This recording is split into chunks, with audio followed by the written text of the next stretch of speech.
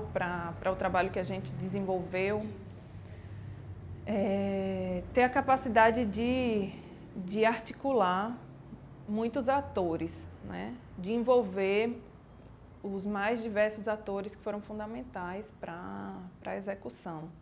Isso é uma característica que eu acho que eu tinha e que eu aprimorei com o projeto, essa capacidade de articular, de escutar, né, também de ser dinâmica, né, porque o projeto ele é muito ousado, ele foi um projeto de uma dimensão e de um tempo de muita ousadia, né, então executar a formação de mais de 17 mil trabalhadores em um ano, né, exigia também uma dinâmica intensa, né, uma capacidade de coordenar uma equipe que pudesse entrar nesse ritmo, né, que era um ritmo realmente muito intenso de trabalho. Então, esse perfil, eu acho que eu tinha muito disso, mas também aprimorei muito, porque sempre trabalhei, a minha experiência no âmbito estadual foi pequena, foi mais vinculada ao monitoramento e avaliação de indicadores junto aos gestores, e essa não, essa nos colocou no território de uma forma muito intensa,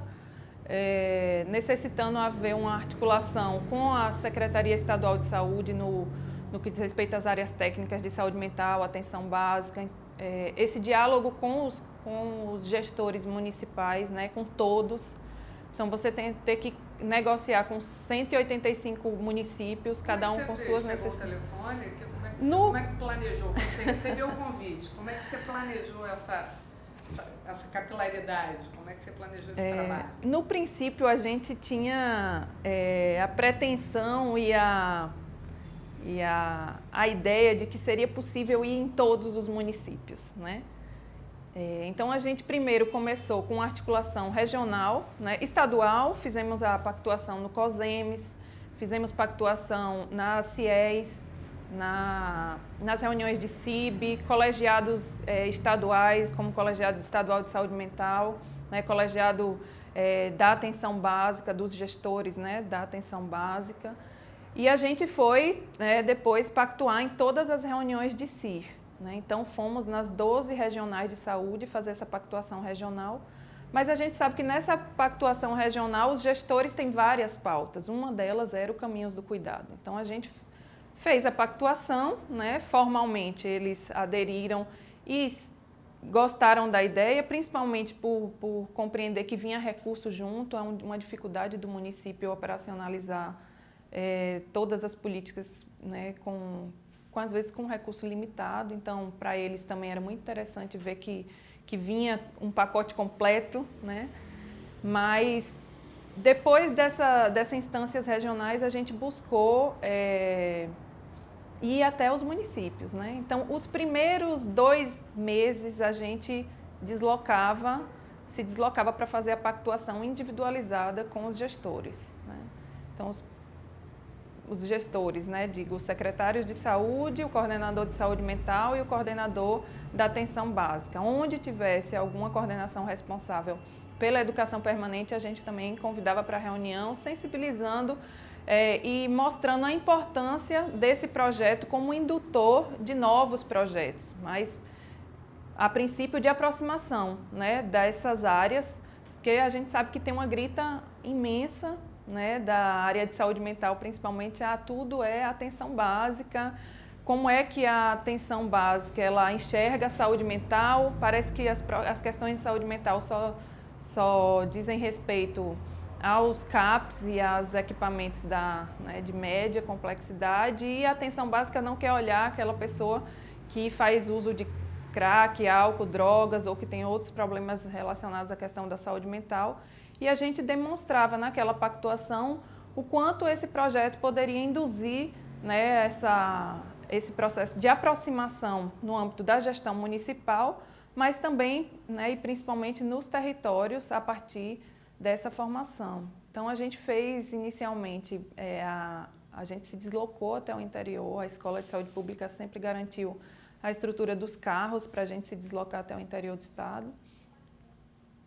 E depois a gente compreendeu que isso seria impossível, porque as turmas começaram, né, a entrar em andamento, e aí os desdobramentos de uma turma em andamento eram diversos, né? Então, da ordem da infraestrutura, as questões acadêmicas, a equipe ainda no começo era muito reduzida, era uma equipe que tinha praticamente eu e mais 3 pessoas, né?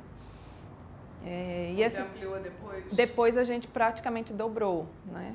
A gente terminou, a gente foi convencendo a equipe nacional, conversando sempre com a equipe nacional de que as proporções do projeto elas demandavam essa equipe nacional aí através da macro ou direto? Através da macro. Para nós, inclusive, foi fundamental. Uma peça-chave nesse projeto, sem dúvida, foram as equipes macro, né, que vinham ao território com mais frequência, que compreendiam no cotidiano, por observar e por acompanhar todas as nossas demandas, compreendiam as necessidades da equipe e sempre levavam para a equipe executora nacional e para o grupo condutor as especificidades, né, do Estado e a necessidade de ampliação da equipe. Então, a gente depois ampliou. E aí não foi mais os gestores, né? Isso. A dinâmica começou a ser outra, né? O comecinho do projeto a gente praticamente fazia articulação para implantar. Mas você, às vezes, ter 40 turmas em cursos, né? Porque começava de um mês que emendava com a do outro mês e assim ia. Às vezes a gente chegava com 40 turmas ao mesmo tempo. Então era tutor vindo entregar documentação, gestor ligando porque estava faltando alguma coisa. Enfim, a dinâmica do trabalho começou a tomar a equipe de forma tal que a gente não conseguia ir mais ao território pactuar individualmente. Então, como é que a gente começou, né, depois disso a fazer, né? Passamos a ligar, conversar sempre primeiro com os secretários de saúde, né? Por mais que não fosse ele o executor direto, essa autorização, essa compreensão, inclusive, da dimensão do projeto que estava chegando no município dele era fundamental.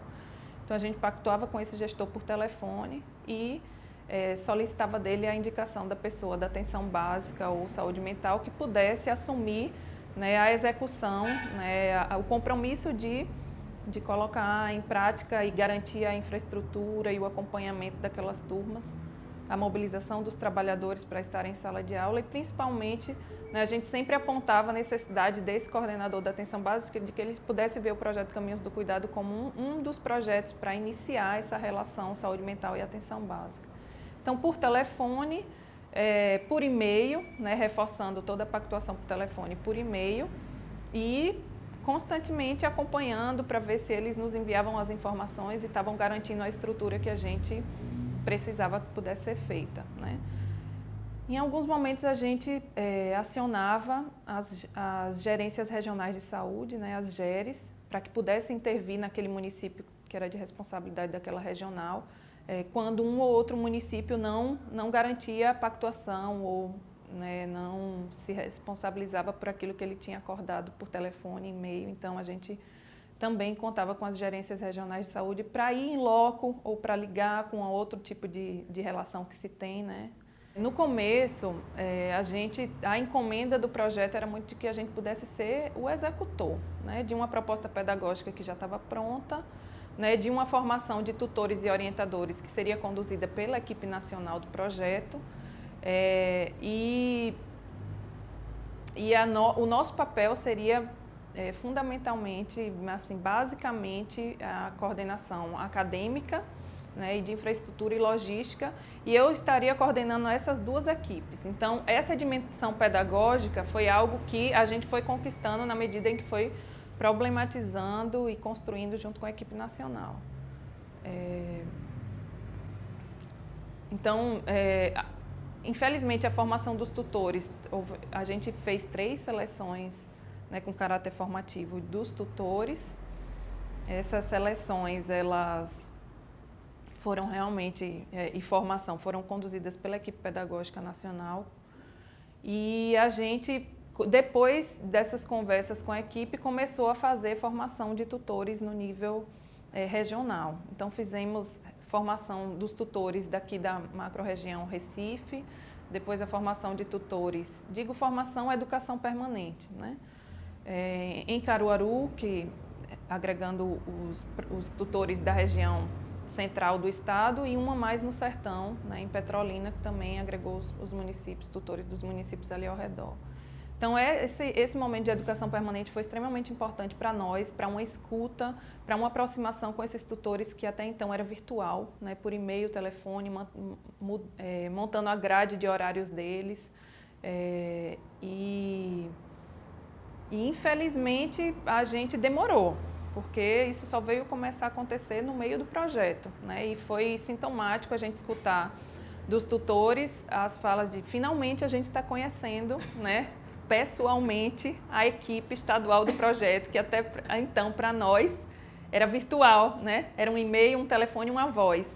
Então, naquele momento, eles começam também a reconhecer a Escola de Saúde Pública, né, como o ator que efetivamente estava conduzindo o projeto, né? Se reconhecer enquanto professor da escola, né? Não só um tutor vinculado a um projeto federal do Ministério, não. Reconhecer a escola, o papel da escola, e começam a defender, né, essa escola no território, a mostrar para os trabalhadores que essa é uma escola que está induzindo o processo de mudança e de formação deles. Como os orientadores também tiveram essa orientação nacional, né, no primeiro momento que foram selecionados e formados, a orientação nacional do projeto é de que a vinculação deles seria direta com a equipe pedagógica nacional. Como a gente não tinha uma equipe pedagógica estadual e não nos cabia isso no começo, eles se relacionaram diretamente através da comunidade à equipe pedagógica nacional, né? E isso ficou muito solto, porque a equipe pedagógica nacional estava num processo de formação de tutores no Brasil inteiro, olharam e tiveram pouco acompanhamento da comunidade de prática no começo, por justamente estarem implicados na formação presencial dos tutores dos demais estados do país, e isso comprometeu a nossa relação com os orientadores, como, por exemplo, a gente veio a ver mais na frente que poderíamos ter chamado eles para um envolvimento no projeto para além da comunidade de prática, né? Então, avaliar, por exemplo, permanentemente esse tutor foi algo que a gente viu que era muito rico e necessário, né? A gente teve tutores com as mais diversas formações, digamos, com tempos e experiências diferentes, né? Alguns com muitas fragilidades para a docência,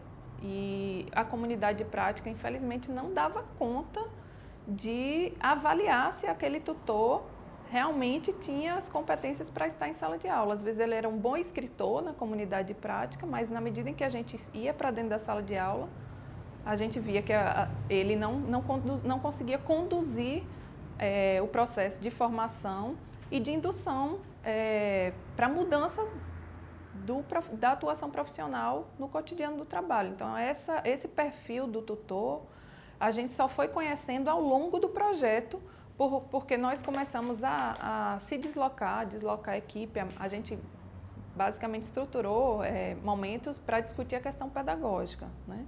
Então, na medida que a gente foi pensando esses momentos presenciais de formação com os tutores, a gente também desenvolveu ferramentas de avaliação do tutor. Começamos a ter uma dinâmica de ir até a sala de aula e avaliar, né, trazer relatórios, discutir aqui com a equipe estadual, pensar formas de aprimoramento, porque a gente disse, a gente só vai fazer essas oficinas de formação a partir do olhar que a gente tiver das necessidades de formação do tutor e de qualificação permanente deles. Então, como é que a gente foi colher as informações para saber do perfil desse tutor? Indo a campo, avaliando, construímos alguns instrumentos de autoavaliação para que o tutor dissesse, avaliasse a atuação dele no projeto, avaliasse os conhecimentos deles em relação à saúde mental, atenção básica. Então, a partir dessa autoavaliação e da nossa avaliação em campo, nós pudemos formular esse momento de oficina e de educação permanente de uma forma bem melhor. Infelizmente, com pouco envolvimento dos orientadores, porque essa foi a consequência de um processo que inicialmente foi conduzido dessa forma, né? A gente fez muitas reuniões com os orientadores, né? Às vezes alguns vinham, outros não, porque questionavam, né? Como? A minha pactuação inicial foi apenas estar na comunidade de prática, né? Que tem uma dinâmica diferente do que... Né? Porque a pessoa encaixa em qualquer horário do dia, né? Então, você fazer o convite para ele se envolver mais nos momentos de formação do tutor, de avaliação. O convite era feito sempre. Vamos a campo avaliar esses tutores presencialmente, até para melhorar o trabalho na comunidade de prática. Que instrumento foram esses que vocês criaram? Foi o instrumento avaliativo do projeto? Não, a gente criou um instrumento próprio. A gente teve um apoio de Cassiele, da coordenadora macro-regional, na elaboração desse instrumento, a partir de experiências de outros estados que ela acompanhava, do Acre. Então, a gente chamou o coordenador pedagógico da escola, teve um olhar sobre esse instrumento de autoavaliação aplicado no Acre e modificou, né, para dar conta das dimensões que a gente precisava avaliar. Tivemos assessoria também, durante esse ano de 2014, a Escola de Saúde Pública teve uma assessoria de uma profissional da educação, na perspectiva de organizar o projeto político-pedagógico da escola, né? Então, a equipe estadual do projeto Caminhos do Cuidado se envolveu nessa dinâmica, nesses momentos onde essa assessora vinha. E uma das coisas que a gente colocou para avaliação junto com, nesses momentos dessa assessoria, foi como avaliar o docente de forma permanente e garantir um processo de qualificação permanente desse docente. Então, a partir da experiência do Caminhos do Cuidado, a gente fez uma reflexão que serviu a toda a escola, né? De sair da dimensão da fiscalização desse profissional e da atuação docente dele para realmente uma avaliação conjunta com o docente. Então, isso a gente foi aprimorando também, né? Então, a gente começou a ir a campo, a avaliar a sala de aula, mas pactuando com o docente. Estamos indo com o objetivo de observar alguns aspectos e, ao término dessa avaliação, nós precisamos sentar com vocês, tutores, para dar um feedback e aquilo servir de instrumental para a mudança, né, da atuação dele enquanto docente. Foi extremamente positivo de todos os atores que tiveram envolvidos, para todos os tutores, onde a gente encontra ainda hoje, que para alguns a gente ainda tem encontrado, sempre nessas oficinas de formação, os tutores extremamente gratos pela oportunidade de se deslocar do seu município para percorrer vários outros municípios, conhecer realidades diferentes da saúde mental e da atenção básica, né? Então, a bagagem que esses tutores tiveram a partir do curso foi realmente extremamente positiva. Eles relatam, né, mesmo desenvolver essa experiência docência, né, foi extremamente válido para eles. Para os gestores, foi também, assim, fizemos a devolutiva no COSEMES, né, no término do projeto, no Colegiado de Saúde Mental também, em vários espaços, em algumas reuniões de si, a gente também voltou para fazer a devolutiva.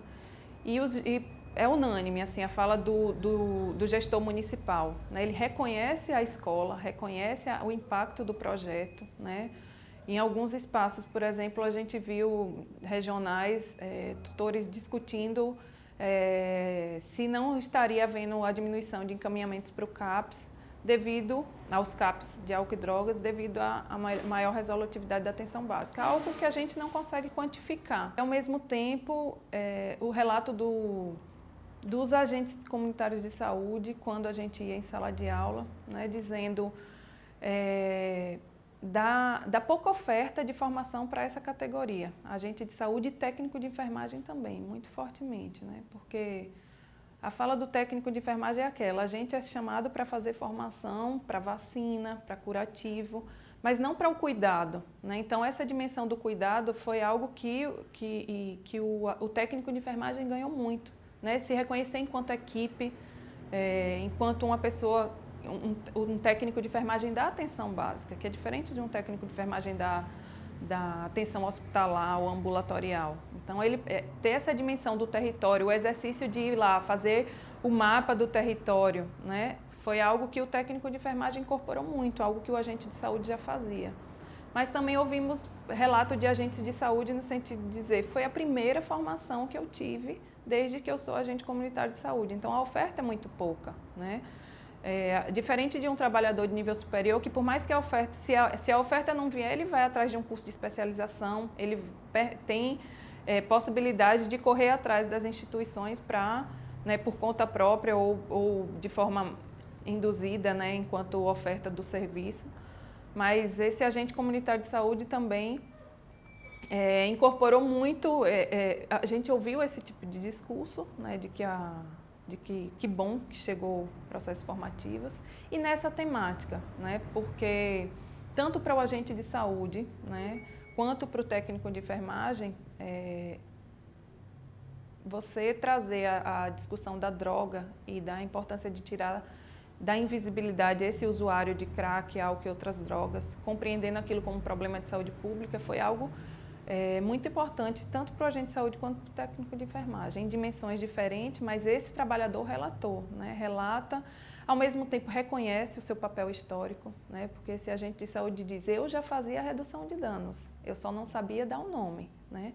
Eu já fazia a redução de danos desde a criação da minha profissão, porque quando a gente foi chamado para combater o índice de mortalidade infantil e a gente pesava, media, orientava a família, isso é redução de danos, né? Então, agora, com a redução de danos voltada para a questão de drogas, né? Então, relatos de agentes de saúde dizendo, foi a primeira vez que eu entrei na casa do traficante do meu bairro e fui visitar as crianças da casa e conversar com a família sobre a necessidade de acompanhamento daquela família. Então, tudo isso muito fruto do projeto. Então, essa dimensão do cuidado, né, e do acolhimento, do vínculo, da escuta, né, que todos os trabalhadores da atenção básica e do SUS precisam ter, foi extremamente válido para esses trabalhadores e foi muito bem relatado. O material didático ajudou a muito, iluminar essa trajetória? Muito. A gente pode até fazer uma crítica do processo de construção dessa proposta, né? Na necessidade de maior envolvimento dos atores, principalmente das escolas, né? Na construção conjunta desse material. Mas a gente reconhece que o material foi muito bem elaborado. A equipe que elaborou, ela conseguiu elaborar um material aberto ao mesmo tempo fechado, porque ele vinha pronto com o roteiro, né, de cada aula e de cada momento dessa aula, mas aberto às possibilidades do território, porque ele induzia justamente isso. Traga um mapa do seu território e vamos discutir sobre ele. Então, a incorporação de diversos recursos, né, então, dos vídeos, dos textos, dos casos. Não? Então, foi um material muito bem elaborado, e o formato também do curso muito interessante, de aulas intercaladas, porque o gestor ele tem dificuldade, e faz sentido, né, de liberar uma equipe 5 dias seguidos, é incompatível com a necessidade da população que usa o serviço. Então, esse formato de 5 dias e alternados, dando tempo desse trabalhador desenvolver as atividades de dispersão e, portanto, um impacto imediato, né? Na medida em que ele problematiza as ofertas, problematiza a realidade junto com a equipe. Sim, a gente sabe que tem dificuldade, né? Um curso vindo de um agente comunitário de saúde, de um técnico de enfermagem para a equipe é diferente do enfermeiro trazer, né? Nas relações que estão colocadas dentro de uma equipe de saúde da família, a gente escutou muito desse agente de saúde, desse técnico. A gente tem dificuldade de fazer atividade de dispersão com a equipe. Apesar de essa ser a orientação, nós temos dificuldade, nem todas as equipes estavam abertas para construir aquelas intervenções no território conjuntamente com esses atores, mas, sem dúvida, induziu, né, a compreensão do agente de saúde sobre o seu papel, do técnico de enfermagem sobre o seu papel, né, fortalecendo, empoderando ele para essa relação com a equipe, para essa relação com a comunidade. Acho que sem as escolas a gente não conseguiria executar esse projeto. Podia até montar em uma outra estrutura, mas eu acho que foi acertado trazer para a escola, porque a gente fortalece essas instituições como as instituições de referência para os municípios na educação permanente dos trabalhadores. Então, tendo essa clareza do papel das escolas, eu faria diferente esse processo inicial de pactuação. E hoje você está fazendo o quê? Hoje eu estou envolvida aqui com a dinâmica interna da escola, em outros projetos, né? Nesse momento a gente está estruturando, a escola está estruturando uma comissão uma Coremu, Comissão de Residência Multiprofissionais. Vou estar envolvida nesse projeto. Estou também envolvida pela escola num projeto que foi fruto do Caminhos do Cuidado, né? Digo fruto porque a gente se articulou com a UFPE e com as instituições de ensino superior do estado de Pernambuco para construí-lo, que foi o projeto CRR Drogas, então, são os Centros Regionais de Referência sobre Drogas. Estou envolvida na construção do CRR Drogas, né, da interiorização, porque até então as aulas eram todas feitas em Recife, né? E agora a gente conseguiu, né, a partir da experiência do Caminhos do Cuidado, problematizar com a universidade a importância de fazer uma parceria com as outras instituições de ensino superior do estado de Pernambuco, para que a gente pudesse capilarizar ao máximo esses cursos, e é o que está acontecendo hoje, está em curso de forma muito positiva também. E é isso, estou aqui pela escola tentando contribuir, né? Deu muitos bons frutos, com certeza. Obrigada, Lívia.